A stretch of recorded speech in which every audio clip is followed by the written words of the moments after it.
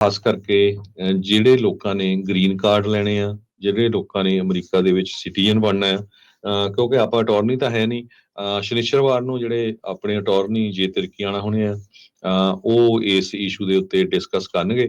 ਪਰ ਜੋ ਖਬਰ ਆ ਉਹ ਮੈਂ ਤੁਹਾਡੇ ਨਾਲ ਇਹ ਸਾਂਝੀ ਜ਼ਰੂਰ ਕਰਨੀ ਚਾਹਨਾ, ਜਿਸ ਹਿਸਾਬ ਦੇ ਨਾਲ ਨਿਊਜ਼ ਪੇਪਰ ਦੇ ਵਿੱਚ ਅੱਜ ਇਹ ਲਿਖਿਆ ਗਿਆ ਆ ਵੀ USCIS US ਕਸਟਮ ਇਨਫੋਰਸਮੈਂਟ ਜਿਹੜੀ ਏਜੰਸੀ ਹੈਗੀ ਆ, US ਸਿਟੀਜ਼ਨਸ਼ਿਪ ਤੇ ਇਮੀਗ੍ਰੇਸ਼ਨ ਸਰਵਿਸਿਜ਼, ਉਹ ਪ੍ਰਪੋਜ਼ ਕਰ ਰਹੇ ਆ ਇੱਕ ਰੂਲ ਦੇ ਮੁਤਾਬਕ ਵੀ ਤੁਹਾਡੇ ਜਿਹੜੇ ਸੋਸ਼ਲ ਮੀਡੀਆ ਦੇ ਆਇਡੈਂਟੀਫਾਇਰਸ ਹੈਗੇ ਆ, ਉਹ ਤੁਹਾਨੂੰ ਦੇਣੇ ਪੈਣਗੇ ਜਦੋਂ ਤੁਸੀਂ ਸਿਟੀਜ਼ਨਸ਼ਿਪ ਲੈਣੀ ਆ, ਗ੍ਰੀਨ ਕਾਰਡ ਲੈਣਾ ਆ ਜਾਂ ਅਸਾਈਲਮ ਤੱਕ ਲੈਣਾ ਹੈਗਾ ਆ।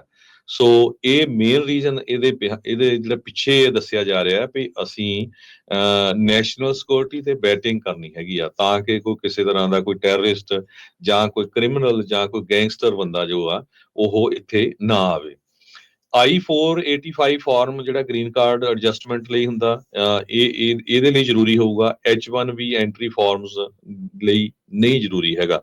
ਪਬਲਿਕ ਕਮੈਂਟਸ ਮੰਗੇ ਗਏ ਆ 60 ਦਿਨਾਂ ਦੇ ਵਿੱਚ ਲੋਕਾਂ ਨੇ ਜਿਹੜੇ ਕਮੈਂਟ ਕਰਨੇ ਆ ਇਸ ਇਸ਼ੂ ਦੇ ਉੱਤੇ। USCIS ਜੋ ਨਵਾਂ ਰੂਲ ਲਾਣ ਜਾ ਰਹੀ ਆ, ਜਿਹਦੇ ਮੁਤਾਬਕ ਤੁਹਾਡਾ ਸੋਸ਼ਲ ਮੀਡੀਆ ਕੋਈ ਵੀ ਫੇਸਬੁੱਕ, YouTube, ਕੁਛ ਟਵਿੱਟਰ ਜਾਂ ਇੰਸਟਾਗ੍ਰਾਮ ਹੈਗਾ, ਉਹ ਤੁਹਾਤੋਂ ਲਿਆ ਜਾਊਗਾ, ਤਾਂ ਕਿ ਵੈਟ ਕੀਤਾ ਜਾ ਸਕੇ ਵੀ ਇਹ ਕਿਤੇ ਇਹ ਤਾਂ ਨਹੀਂ ਹੈ ਵੀ ਅਮਰੀਕਾ ਦੇ, ਹਾਂ ਇਹ 'ਚ ਕੋਈ ਸ਼ੱਕ ਨਹੀਂ ਅਮਰੀਕਾ ਦੇ ਵਿੱਚ ਫਰੀडम ਆਫ ਸਪੀਚ ਹੈਗੀ ਆ। ਤੁਸੀਂ ਦੇਖਦੇ ਹੀ ਆ ਵੀ ਆਪਾਂ ਕਿੰਨਾ ਜ਼ਿਆਦਾ ਬੋਲਦੇ ਆ ਟਰੰਪ ਹੁਣਾਂ ਨੂੰ, ਜਿਹਨੂੰ ਵੀ ਹੈਗਾ ਆਪਾਂ ਕ੍ਰਿਟੀਸਾਈਜ਼ ਵੀ ਕਰਦੇ ਹੈਗੇ ਆ। ਜਿਹੜਾ ਕੋਈ ਵਧੀਆ ਕੰਮ ਕਰਦਾ ਉਹ ਵਧੀਆ ਵੀ ਲਿਖਦੇ ਆ। ਹਾਂ ਇਹ ਤਾਂ ਨਹੀਂ ਵੀ ਕਿਤੇ ਤੁਸੀਂ ਅਮਰੀਕਾ ਦੇ ਉਲਟਾ ਤੇ ਉਧਰੋਂ ਲਾਲ ਸਲਾਮ ਕਰੀ ਜਾਂਦੇ ਆ ਤੇ ਮੁੜ ਕੇ ਫਿਰ ਇੱਥੇ ਤੁਸੀਂ ਪੋਲੀਟੀਕਲ ਅਸਾਈਲਮ ਤੇ ਗ੍ਰੀਨ ਕਾਰਡ ਜਿਹੜਾ ਲੈਣਾ ਚਾਹੁੰਦੇ ਹੈਗੇ ਆ।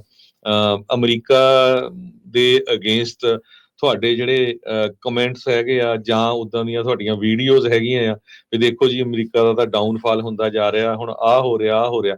ਸੋ ਉਹ ਚੀਜ਼ਾਂ ਜਿਹੜੀਆਂ ਆ ਉਹ ਬਿਲਕੁਲ USCIS ਦੇ ਜਿਹੜੇ ਏਜੰਟਸ ਆ ਉਹ ਦੇਖਣਗੇ। ਸੋ ਜਿੰਨੇ ਵੀ ਸਾਡੇ ਜਿਹੜੇ ਸਰੋਤੇ ਆ ਸੁਣ ਰਹੇ ਵੀ ਭਾਈ ਫੁਕਰਾਪੰਥੀ ਵਾਲਾ ਕੰਮ ਬੰਦ ਕਰਿਓ, ਐਵੇਂ ਗੋਲੀਆਂ ਗਾਲੀਆਂ ਬੰਦੂਕਾਂ ਦੀਆਂ ਫੋਟੋਆਂ ਲਾ ਕੇ ਜਾਂ ਹੋਰ ਮੁੜ ਕੇ ਇਹ ਨਾ ਹੋਵੇ ਵੀ ਤੁਹਾਡਾ ਜਦੋਂ ਕੇਸ ਹੈਗਾ ਆ ਤੇ ਤੁਹਾਨੂੰ ਉਸ ਬੇਸ ਦੇ ਉੱਤੇ ਜਿਹੜਾ ਨਾ ਕਰ ਦਿੱਤੀ ਜਾਵੇ। ਹਾਲਾਂਕਿ ਇਹ ਕੋਈ ਸ਼ੱਕ ਨਹੀਂ ਹੈ ਵੀ ਅਮਰੀਕਾ ਦੇ ਵਿੱਚ ਤੁਸੀਂ ਗਨਸ ਖਰੀਦ ਸਕਦੇ ਆ, ਪਰ ਤੁਸੀਂ ਕਿਸ ਹਿਸਾਬ ਦੇ ਨਾਲ ਉਹ ਪਿਕਚਰਸ ਨੂੰ ਪੋਸਟ ਕਰ ਰਹੇ ਹੈਗੇ ਆ, ਹੋਰ ਜਿਹੜੇ ਤੁਹਾਡੇ ਵਿਊ ਪੁਆਇੰਟ ਕੀ ਹੈਗੇ ਅਮਰੀਕਾ ਦੇ ਬਾਬਤ ਜਾਂ ਅਮਰੀਕਾ ਦੀ ਸਰਕਾਰ ਦੇ ਬਾਬਤ, ਇਹ ਸਾਰਾ ਕੁਝ ਦੇਖਿਆ ਜਾ ਸਕਦਾ ਹੈਗਾ। ਸੋ ਇਹਦੇ ਲਈ ਉਹਨਾਂ ਨੇ ਜੋ ਜਿਸ ਤਰ੍ਹਾਂ ਮੈਂ ਤੁਹਾਨੂੰ ਦੱਸਿਆ ਹੀ ਹੈ ਕਮੈਂਟ ਮੰਗੇ ਹੈਗੇ 60 ਦਿਨਾਂ ਦੀ। ਉਹ ਤੋਂ ਬਾਅਦ ਇਹ ਮੈਨੂੰ ਪੱਕਾ ਪਤਾ ਵੀ ਹੋ ਹੀ ਜਾਣਾ, ਕਿਉਂਕਿ ਟਰੰਪ ਐਡਮਿਨਿਸਟ੍ਰੇਸ਼ਨ ਇਹ ਚਾਹੁੰਦਾ ਹੀ ਆ ਵੀ ਆਪਾਂ ਜਿਹੜੀ ਆ ਚਾਹੇ ਕੋਈ ਲੀਗਲੀ ਵੀ ਅਮਰੀਕਾ 'ਚ ਆ ਰਿਹਾ ਉਹਦੀ ਪੂਰੀ ਤਰ੍ਹਾਂ ਜਿਹੜੀ ਆ ਵੈਟਿੰਗ ਕੀਤੀ ਜਾਵੇ। ਸੋ ਇਸ ਸੰਬੰਧ ਦੇ ਵਿੱਚ ਇੱਕ ਜੋਨਾਥਨ ਵੈਸਟਨ ਇਮੀਗ੍ਰੇਸ਼ਨ ਅਟਾਰਨੀ ਆ, ਇਹ ਕਹਿੰਦੇ ਆ ਵੀ ਹੁਣ ਸਾਨੂੰ ਇਹ ਸਮਝ ਨਹੀਂ ਆ ਰਿਹਾ, ਇਮੀਗ੍ਰੇਸ਼ਨ ਅਟਾਰਨੀ ਕਹਿ ਰਿਹਾ ਵੀ USCIS ਇਹਨਾਂ ਜਿਹੜੀਆਂ ਤੁਹਾਡੀਆਂ ਪੋਸਟ ਆ ਉਹਨਾਂ ਨੂੰ ਇੰਟਰਪ੍ਰੀਟ ਕਿੱਦਾਂ ਕਰੂਗੀ, ਵੀ ਕਿੱਦਾਂ ਉਹ ਉਹਨੂੰ ਕਰਨਗੇ ਵੀ ਇਹ ਸਾਡੇ ਉਲਟਾ ਜਾਂ ਇਹ ਕੋਈ ਬੜਾ ਮੈਟਰ ਨਹੀਂ ਕਰਦਾ ਹੈਗਾ। ਤੇ ਉਹਦੇ ਬੇਸ ਦੇ ਉੱਤੇ ਕਹਿੰਦੇ ਵੀ applicants could face denials based on online activity that is taken out of context. ਵੀ ਬੰਦਾ ਸੋਚਦਾ ਹੋਊਗਾ ਵੀ ਨਹੀਂ ਜੀ ਮੇਰਾ ਕਹਿਣ ਦਾ ਮਤਲਬ ਇਹ ਸੀ, ਪਰ USCIS ਵਾਲੇ ਸੋਚੂਗੇ ਵੀ ਨਹੀਂ ਇਹ ਜਿਹੜੀ ਚੀਜ਼ ਆ ਸੋਸ਼ਲ ਮੀਡੀਆ ਤੇ ਲਿਖੀ ਇਹ ਉਲਟ ਹੈਗੀ, ਉਹਦੇ ਬੇਸ ਤੇ ਤੁਹਾਨੂੰ ਜਿਹੜਾ ਆ ਵੀਜ਼ਾ ਡਿਨਾਈ ਕੀਤਾ ਜਾ ਸਕਦਾ। ਕਹਿੰਦੇ ਇਹ ਜਿਹੜਾ ਪ੍ਰਪੋਜ਼ਲ ਆ ਰੀਸੈਂਟਲੀ ਪਬਲਿਸ਼ ਹੋਇਆ ਸੀ ਫੈਡਰਲ ਰਜਿਸਟਰ ਦੇ ਵਿੱਚ, ਜਿਹਦੇ ਨਾਲ ਨੈਸ਼ਨਲ ਸਿਕਿਉਰਿਟੀ ਸਕਰੀਨਿੰਗ ਤੇ ਆਇਡੈਂਟੀਫਾਈ ਵੈਰੀਫਿਕੇਸ਼ਨ ਜੋ ਪ੍ਰੈਜ਼ੀਡੈਂਟ ਡੋਨਲਡ ਟਰੰਪ ਉਹਨਾਂ ਨੇ ਇੱਕ ਐਗਜ਼ੀਕਿਊਟਿਵ ਆਰਡਰ ਜਾਰੀ ਕੀਤਾ ਸੀ, protecting the United States from foreign terrorist and other national security and public safety threats, ਉਹਦੇ ਅੰਡਰ ਇਹ ਜਿਹੜਾ ਸਭ ਕੁਝ ਹੋਣ ਜਾ ਰਿਹਾ ਹੈਗਾ। ਸੋ ਅੰਡਰ ਦਿਸ ਪ੍ਰਪੋਜ਼ਲ ਕਹਿੰਦੇ ਵੀ USCIS ਤੁਹਾਡੇ ਸੋਸ਼ਲ ਮੀਡੀਆ ਹੈਂਡਲਸ ਨੂੰ ਐਪਲੀਕੈਂਟਸ ਤੋਂ ਕਲੈਕਟ ਕਰੂਗੀ ਵੈਟਿੰਗ ਪ੍ਰੋਸੀਜਰ ਦੇ ਲਈ, ਵੀ ਕਿਸੇ ਤਰ੍ਹਾਂ ਦਾ ਪੋਟੈਂਸ਼ੀਅਲ ਸਿਕਿਉਰਿਟੀ ਰਿਸਕ ਤਾਂ ਨਹੀਂ ਹੈਗਾ। ਤੇ ਇਹ ਡਿਪਾਰਟਮੈਂਟ ਆਫ ਹੋਮਲੈਂਡ ਸਿਕਿਉਰਿਟੀ ਦੀ ਜਿਹੜੀ ਬ੍ਰੌਡਰ ਐਫਰਟਸ ਹੈਗੀਆਂ, ਕੋਸ਼ਿਸ਼ਾਂ ਹੈਗੀਆਂ ਵੀ ਯੂਨੀਫਾਰਮ ਸਕਰੀਨਿੰਗ ਸਟੈਂਡਰਡ ਹੋਣਾ ਚਾਹੀਦਾ ਹੈਗਾ। ਸੋ 60 ਦਿਨਾਂ ਦੇ ਲਈ ਜਿਹੜੇ ਉਹਨਾਂ ਨੇ ਪਬਲਿਕ ਤੋਂ ਕਮੈਂਟ ਮੰਗੇ ਹੈਗੇ ਆ।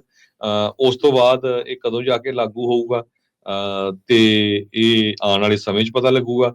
ਪਰ ਜਿਹੜੇ ਫਾਰਮਸ ਦੇ ਉੱਤੇ ਸੋਸ਼ਲ ਮੀਡੀਆ ਦੇ ਹੈਂਡਲਸ ਉਹ ਕਲੈਕਟ ਕਰਨਗੇ, N400 ਇਹ ਸਿਟੀਜ਼ਨਸ਼ਿਪ ਲਈ ਜਿਹੜਾ ਫਾਰਮ ਹੁੰਦਾ, I-131 application for advance parole travel document ਇਹ ਹੁੰਦਾ, I-485 application for green card, I-589 application for asylum, I-590 application for a refugee, I-730 used for asylee or refugee for requesting that dependent spouse, minor children join him or her in US.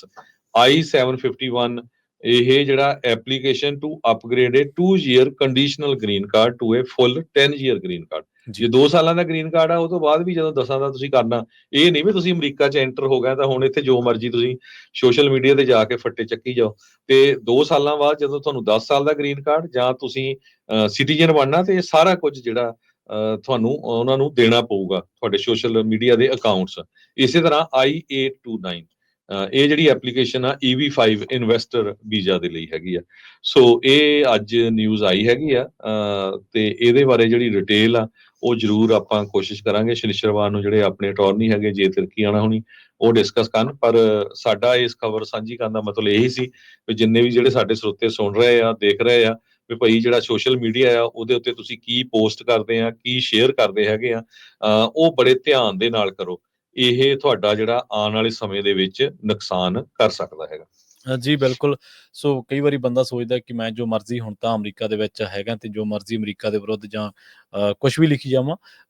ਮੁਲਕ ਦੇ ਵਿਰੁੱਧ ਲਿਖਣਾ ਜਾਂ ਮੁਲਕ ਦੇ ਬਾਰੇ ਲਿਖਣਾ ਇੱਕ ਡਿਫਰੈਂਟ ਗੱਲ ਆ, ਸਰਕਾਰਾਂ ਦੀ ਆਲੋਚਨਾ ਕਰਨਾ ਇਹ ਇੱਕ ਅਲੱਗ ਗੱਲ ਆ। ਸੋ ਕਈ ਵਾਰੀ ਆਪਾਂ ਦੋਨਾਂ ਚੀਜ਼ਾਂ ਨੂੰ ਰਲਗੱਡ ਕਰ ਦਿੰਦੇ ਹਾਂ।